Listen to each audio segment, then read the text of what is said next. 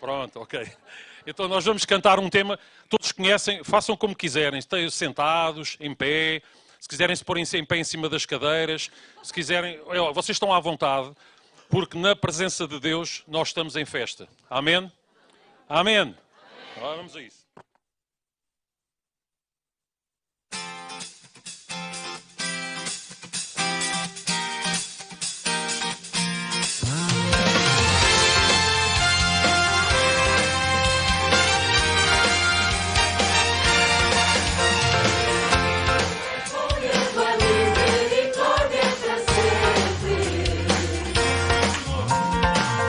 Tu és bom e a tua misericórdia para sempre.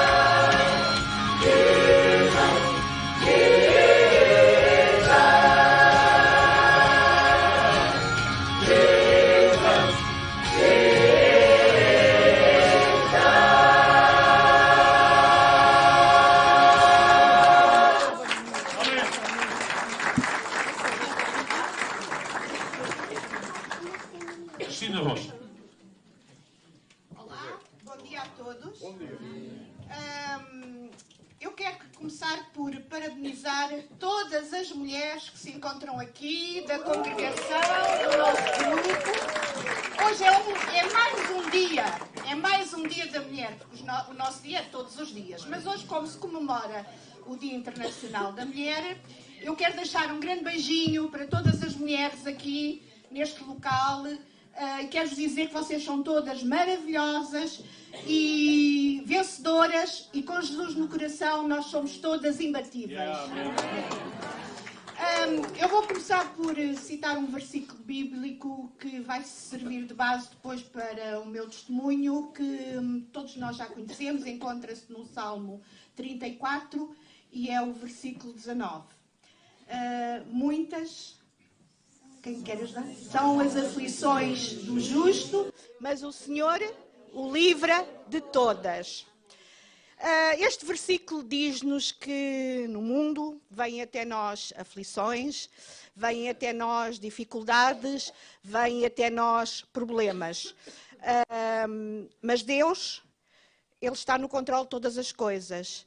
E para além dele nos acompanhar e nos ajudar a ir ultrapassando tudo aquilo que vem à nossa vida menos bom, Ele nos garante a vitória final. E é com base neste versículo que eu gostava de contar o meu testemunho, um testemunho que já é conhecido para alguns membros do coral, mas acho que talvez metade do coral, por ser mais recente, ainda não conhece. Eu desde muito nova, e não sei bem porquê, ou talvez até saiba, eu tive sempre muito receio de vir a ter cancro de mama. Eu não tinha descendência, portanto, com este problema, não havia ninguém na minha família que tivesse, até à geração das minhas avós, que era, pronto, segundo eu sabia, não havia ninguém que já tivesse passado por esta situação. Mas eu tinha muito medo. E, com base neste receio, eu fazia os meus exames, pronto, com frequência, com os meus exames de rotina, com muita frequência.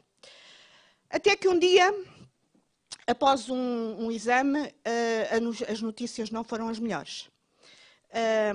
Eu fui submetida, portanto, o exame não estava como deve de ser, e eu fui submetida a uma biópsia, e após o resultado, eu estava com um cancro de mama, portanto, eu estava com um carcinoma mamário, mais conhecido por um cancro de mama.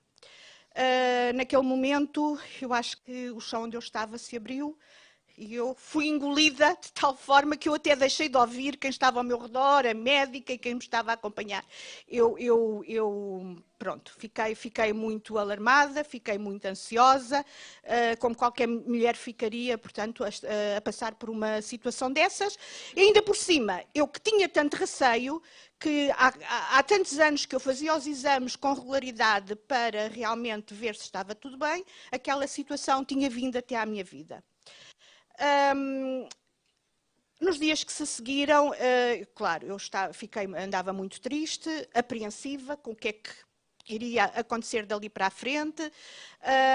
Eu ia às vezes para o meu emprego e no comboio, eu vou de comboio para o meu trabalho, eu via as mulheres ao meu redor e eu perguntava a Deus, ó Deus, porquê?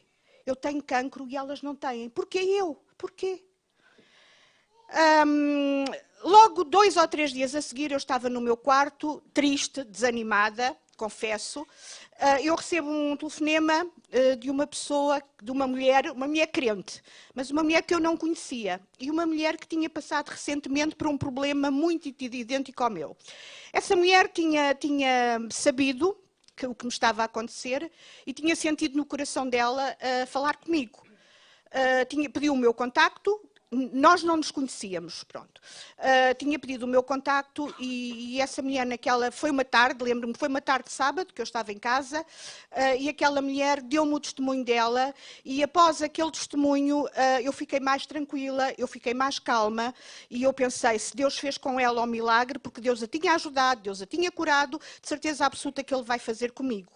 E lembro-me perfeitamente que pensei, esta senhora parece um anjo que Deus enviou para realmente me tranquilizar num momento da minha vida em que eu me sentia tão em baixo, tanto fisicamente como emocionalmente.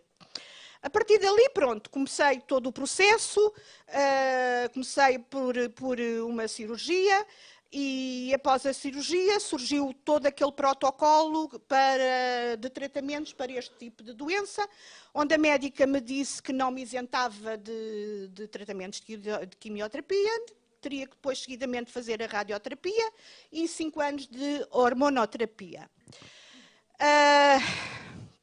Mas Deus começa com o seu livramento.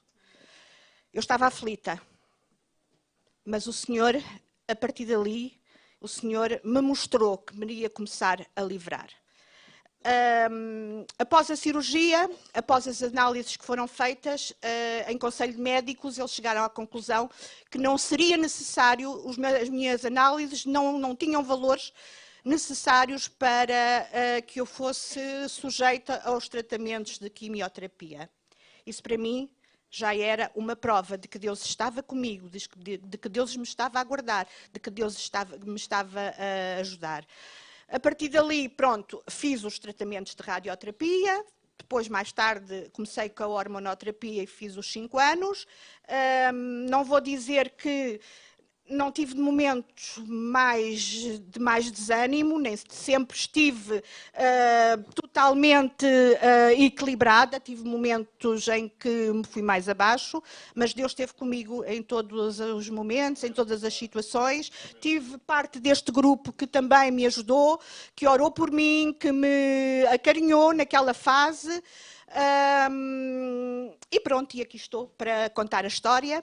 Deixo um alerta a todas as mulheres, não para terem medo conforme eu tinha, mas para fazer os vossos exames de rotina, para cuidarem do vosso corpo, porque ainda há finais felizes para estas situações. Com a ajuda de Deus, ainda há finais felizes. E Deus, portanto, era suposto eu ficar triste, eu ficar derrubada, mas aquilo que era para me derrubar acabou por me dar mais força e com a ajuda de Deus eu acabei por vencer toda esta situação. Agora, um grande beijinho para todas e sejam todas muito felizes. Obrigada.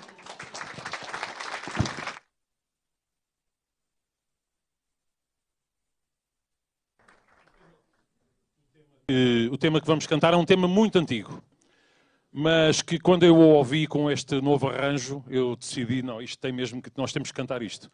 Este é um tema fantástico, fala sobre a maravilhosa graça. E quando nós recebemos Jesus na nossa vida, nós percebemos esta graça de Deus que nos alcança diariamente. Conforme a Cristina disse, quando nós temos Deus em nós, alguma coisa vai mudando, alguma coisa muda na nossa vida. E, sobretudo, nós compreendermos a graça de Deus que nos alcança. Amém?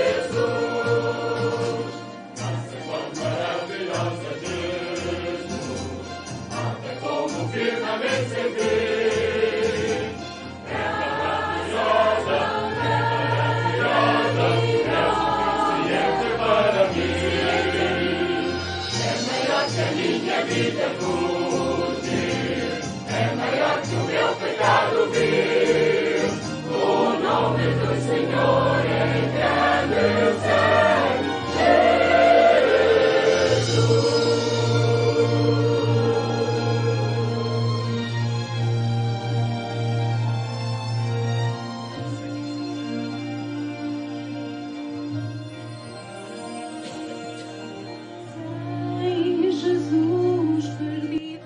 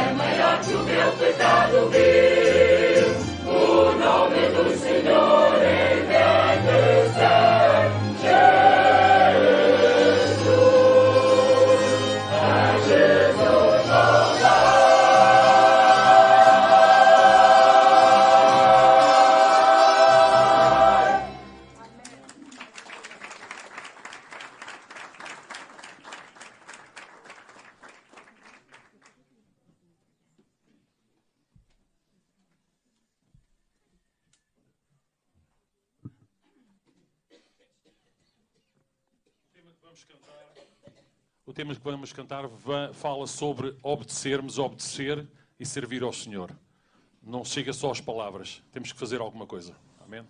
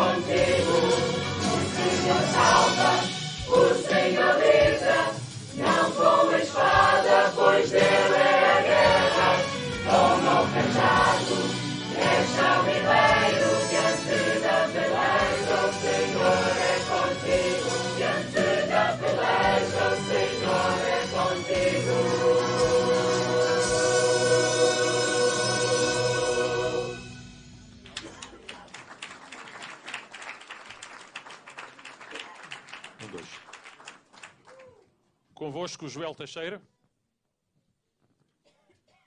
É uma bênção estar aqui convosco nesta manhã, celebrando este vosso 8º aniversário desta comunidade maravilhosa que nos tem recebido de uma forma muito calorosa.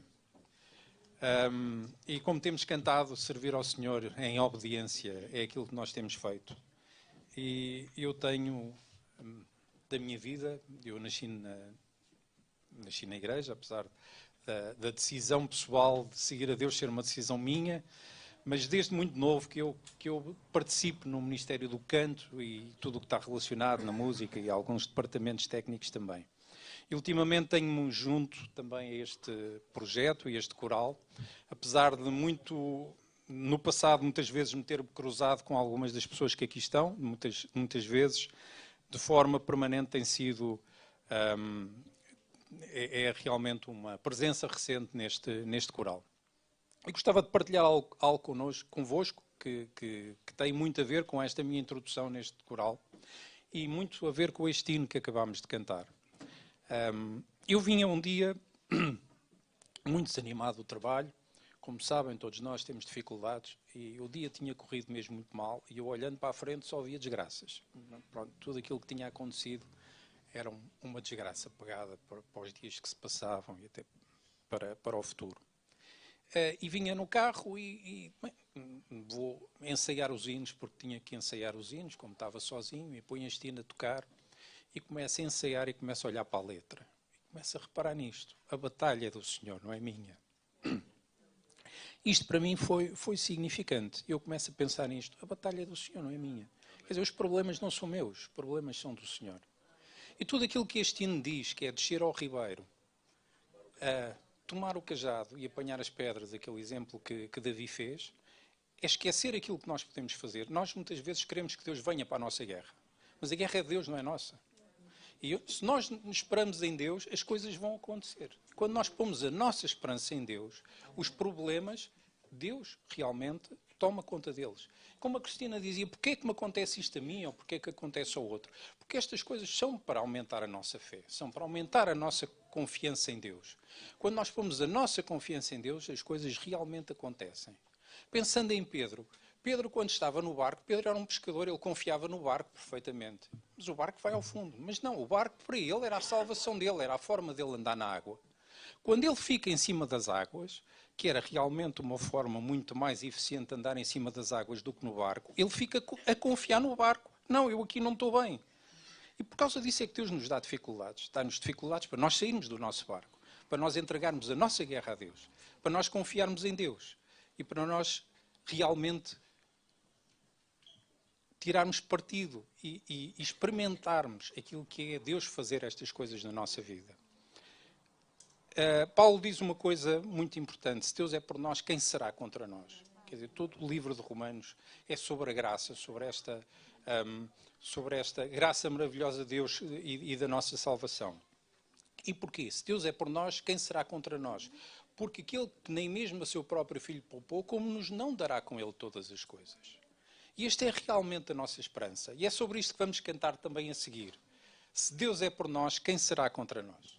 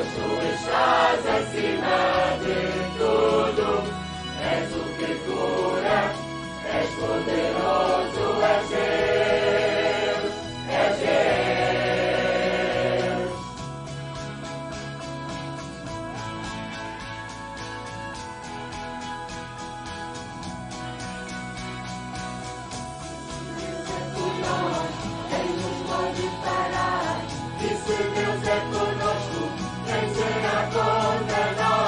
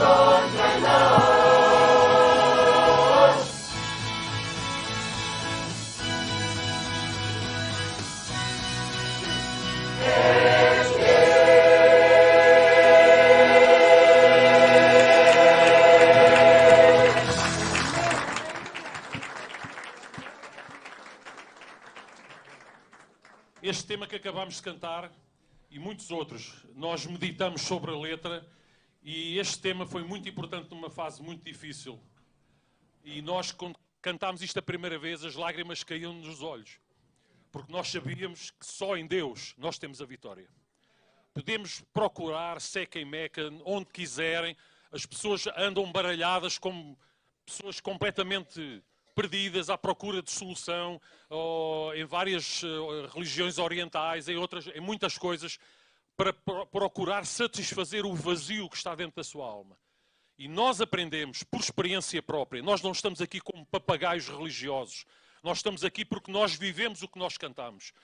E nós queremos mastigar as palavras que nós cantamos. E este tema que nós acabámos de cantar, ele é o nosso Deus forte. Ele é o nosso Deus. Porque conforme eles disseram nos testemunhos, todos nós estamos neste mundo, todos nós passamos por circunstâncias. Os descrentes, os crentes, todos nós estamos cá. Teremos aflições, teremos lutas. Qual é a diferença? A perspectiva como eu vou encarar a luta. Porque quando eu tenho Cristo na minha vida, a maneira como eu vou ver as lutas vai ser de maneira diferente. Foi isso que eles contaram. E mais, eu tenho outra solução, que é o meu Ben Ron 1000. Quando estou chateado, quando estou desanimado, quando me apetece pegar nas pautas e mandar as pautas ao ar e parar, há uma coisa que é o meu Ben Ron 1000. Eu começo a louvar a Deus. Chegou-me a acontecer no trabalho, eu comecei a assobiar. Porque eu não posso cantar no trabalho, não é? Agora já estou reformado. Mas no trabalho a gente não pode começar a cantar, não é? Então eu comecei a assobiar, estava no trabalho e comecei a assobiar. E conforme eu comecei a assobiar aquele tema de louvor, um tema que nós cantamos na igreja, o que é que começou a acontecer na minha alma? Comecei a acalmar. Porquê? Porque quando nós louvamos a Deus, eu digo, uso muito este exemplo, é como nós quando ligamos os máximos, a luz máxima do carro. Quando nós começamos a louvar a Deus, deixamos de ver as nossas coisas e começamos a ver melhor mais à frente. Amém? Então, agora vamos cantar um tema muito bonito. Pelo menos a primeira parte vocês conhecem. Vão cantar connosco. Está bem? E nós vamos terminar e vamos entregar depois o culto ao nosso pastor. Amém? Obrigado.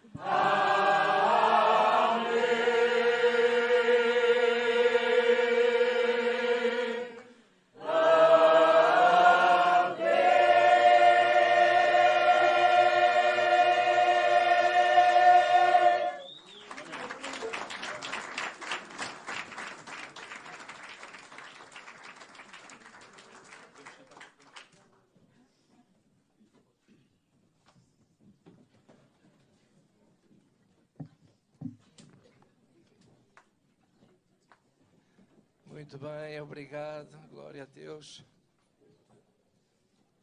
Vamos nos acomodar da melhor maneira possível.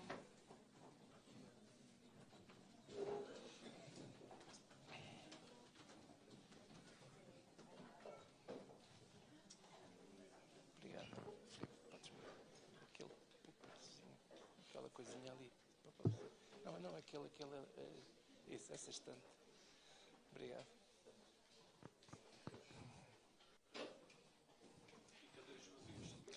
Olha, tem aqui 3 cadeiras vazias ao lado do Armando. Quem quer se sentar ali pode ir para lá.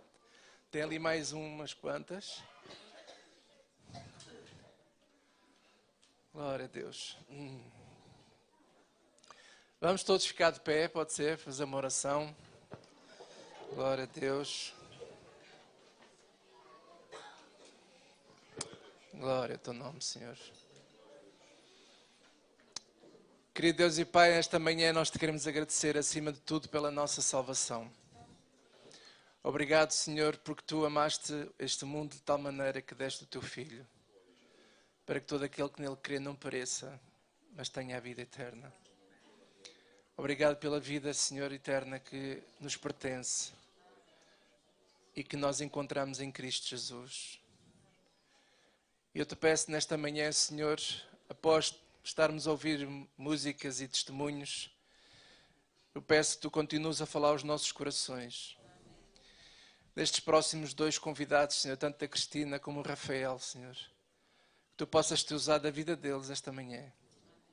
E que as palavras que saírem da boca deles seja como bálsamo, seja também ao mesmo tempo um confronto, para que as nossas ideias erradas possam cair por terra e possamos abraçar o Evangelho, que é o caminho que nos leva a Deus. Obrigado por tudo, Senhor, e toda a igreja diga comigo. Amém. E antes de sentar, diga à pessoa que está ao seu lado, tu és uma cara laroca, muito bonita, e és uma bênção. Pode sentar. Vou pedir à Cristina para chegar aqui.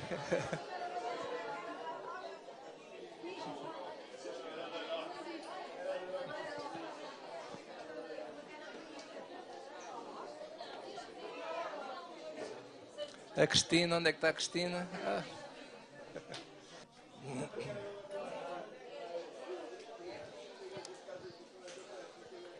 Olha, tem aqui 3 lugares. Quem é que precisa de sentar? Está aqui 3 lugares. 3 lugarzinhos, por favor, não se acanhem. Cristina, podes vir. Quem nunca ouviu um madeirense falar, vai ouvir hoje, não é? Cristina, és uma bênção. Obrigado por teres vindo. Glória a Deus. E é isso. É a minha claque. Bom dia. Não vai ser preciso tradutor, ok? O meu português é um sotaque madeirense, mas toda a gente vai compreender, ok? Nós na Madeira nós dizemos quilómetros. Quilómetros. Ora, muito bem. Em primeiro lugar, eu quero mandar um grande beijinho para o meu marido Steven e para a Emily, a minha filha, que estão lá na Madeira a me ver. E também agradecer todo o apoio que eles têm-me dado no meu projeto de escrever. E pronto, vou passar diretamente ao livro. Há pouco estava aqui fora a partilhar com uma irmã, julgo que foi a irmã Olga, que... Não, foi com a Sandra, se calhar. Ora, não sei. Que eu tenho sempre presente 3 coisas quando estou a escrever um livro. A primeira é que Jesus seja exaltado. Irmão, tudo aquilo que nós fazemos em nome de Jesus, cada vez que nós nos reunimos em nome de Jesus, seja numa reunião, seja num convívio, seja para escrever, seja para cantar, se Jesus não for exaltado, é uma perca de tempo. Então, na minha escrita, se Jesus não for exaltado, vai para o lixo. Então, esse é o ponto principal quando eu escrevo, é que o Evangelho seja exaltado acima da minha própria experiência, porque é muito fácil a nossa experiência tomar a dianteira em relação ao Evangelho. E isso não pode acontecer. Eu tenho pensamento quando estou a escrever. Penso na minha filha, a Emily. Não é acerca de deixar um legado para ela, não é que o meu nome seja lembrado, mas que Jesus seja lembrado e que Jesus seja o único legado que eu quero deixar para a minha filha. É Jesus. Amém? Existe uma música acerca disso. Conheces? Casting Crowns. I don't wanna leave a legacy. I don't care if they remember me. Only Jesus. E a terceira razão porque eu escrevo é a pensar em todos vocês que poderão vir a ler este livro. Para que a palavra de Deus, o mesmo trabalho que a palavra de Deus operou na minha vida, que possa operar na vossa vida. Agradeço desde já a todos vocês que já compraram o meu primeiro livro, àqueles que já compraram o segundo e a todos aqueles que vão vir a comprar. Este livro, não me perdoo. Alguém perguntou porque que a capa era preta. Isto não foi ideia minha, a capa ser preta. Foi ideia do meu editor, do meu amigo que me ajudou a editar o livro. Em contraste com o primeiro livro que eu escrevi, o primeiro livro é acerca de um testemunho pessoal. A minha dificuldade em perdoar e como Deus me guiou através da sua palavra. Este livro, Não Me Perdoo, não é um testemunho pessoal. É um estudo que eu fiz acerca da necessidade que muitos de nós sentimos em nos perdoarmos a nós mesmos. E não sei se você já sentiu essa necessidade ou não. Este livro não foi planeado, eu nunca planeei escrever este livro. Foi uma necessidade que surgiu em consequência deste. As pessoas começaram a perguntar, Cristina, tu ensinaste sobre perdoar, mas como é que eu me perdoo a mim mesma? Como é que eu posso me perdoar? E eu senti necessidade de ir à palavra de Deus para ser a tirateimas daquilo que eu acho, daquilo que eu pensava acerca do assunto. E tive que ir ao início de tudo. Quando nós temos alguma dúvida, a palavra de Deus é sempre a solução. E o que é que eu fiz? Eu fui a Gênesis, ao início de tudo, quando Adão e Eva pecaram. E o que é que aconteceu com eles? Agarrei-me a esse argumento e você sabe uma coisa engraçada? Que de Gênesis a Apocalipse o argumento é sempre o mesmo. A história é sempre a mesma. O fio condutor é sempre o mesmo. E toda a dúvida que nós possamos ter, se nós nos agarrarmos à palavra de Deus, em toda a sua história, que é uma história imutável, que é uma história que não muda, o argumento é o mesmo, a finalidade é a mesma, se nós nos agarrarmos a ela, apesar daquilo que nós achamos, nós vamos chegar a uma resposta. E a Bíblia tem essa resposta. E então este livro fala acerca disso. Quando Adão e Eva pecaram, a Bíblia fala, ainda antes de eles pecarem, a Bíblia fala uma coisa que é interessante e que é importante na busca acerca do auto-perdão. A Bíblia diz que o homem, Adão e Eva, estavam no jardim, estavam nus e não se envergonhavam. Não se envergonhavam. Em consequência da queda, aconteceu exatamente o oposto. Adão e Eva se envergonharam e se esconderam de Deus. Porque um sentimento novo começou a fazer parte da natureza humana. Vergonha e culpa. Vergonha e culpa. Por que a capa deste livro é preta? Vergonha e culpa. São dois dos sentimentos que assolam o ser humano. E que nós, por mais que nós tentemos, nós não conseguimos nos livrar do sentimento de culpa e de vergonha. Adão tentou. Sabe o que Adão fez?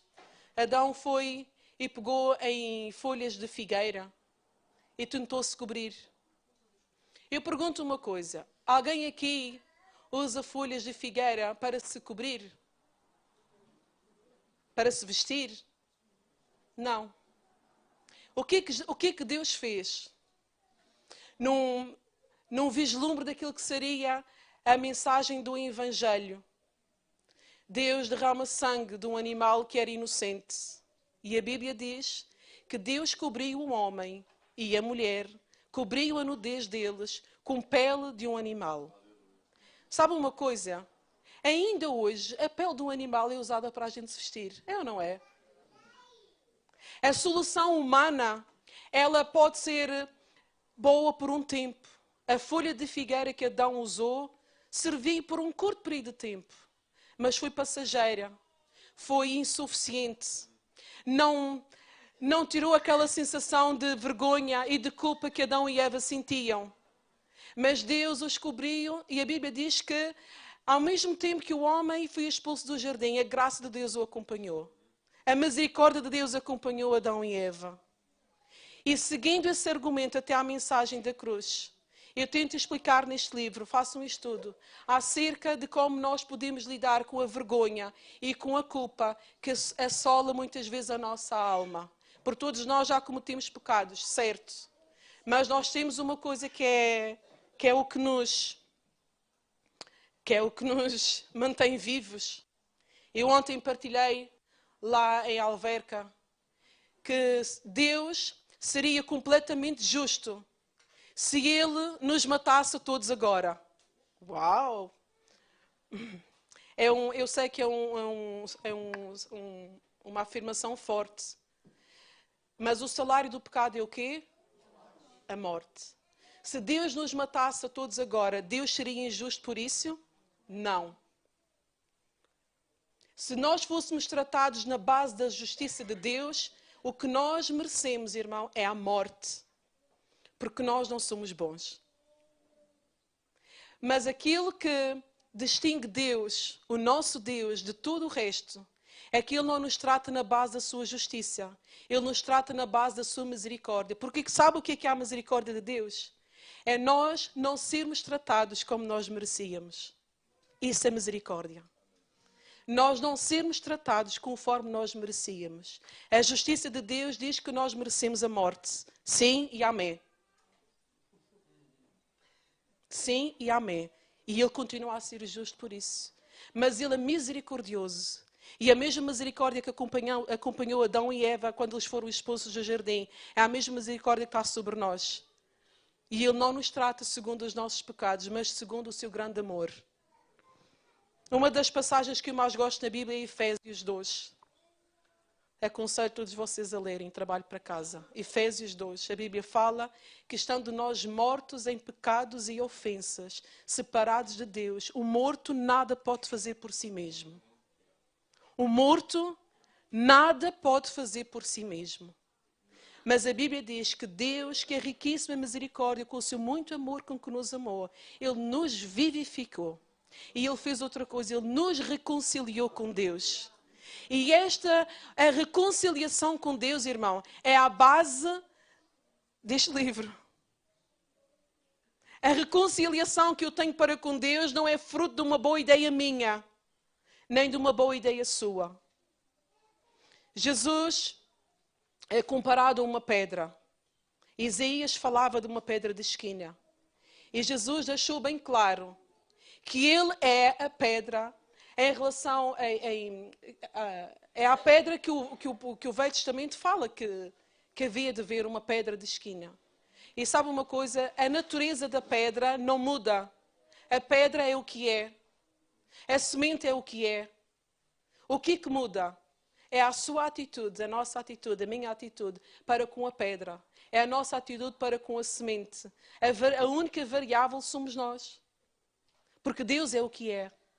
A pedra é o que é. A semente é o que é. Como é que vamos reagir a isso? Fará toda a diferença na nossa vida. Eu termino lendo aqui um pequeno excerto do meu livro que diz: Jesus deixa claro que Ele é a pedra da esquina, acerca da qual as Escrituras falam. O que determina a função dessa pedra na nossa vida é a nossa resposta aos seus ensinamentos. A nossa experiência será de escândalo ou de libertação, conforme a nossa resposta. A pedra é o que é. A pedra não muda a sua natureza.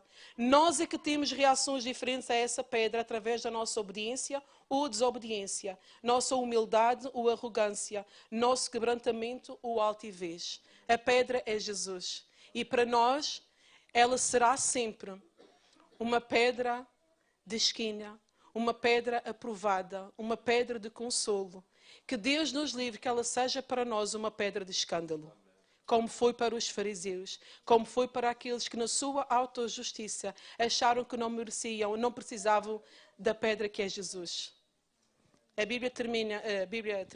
Eu termino este livro com um versículo, e eu vou ler esse versículo para vocês, que é Colossenses. É um versículo que eu gosto muito.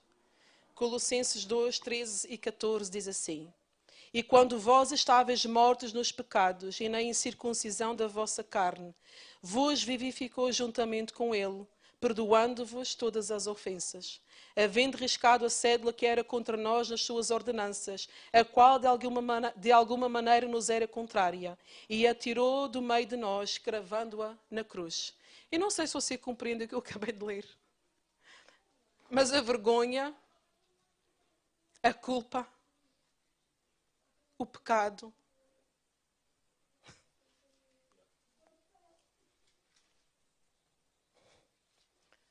graças a Deus, pela misericórdia de Deus, foi cravado na cruz. E por causa disso, você e eu podemos ser livres da culpa e da vergonha.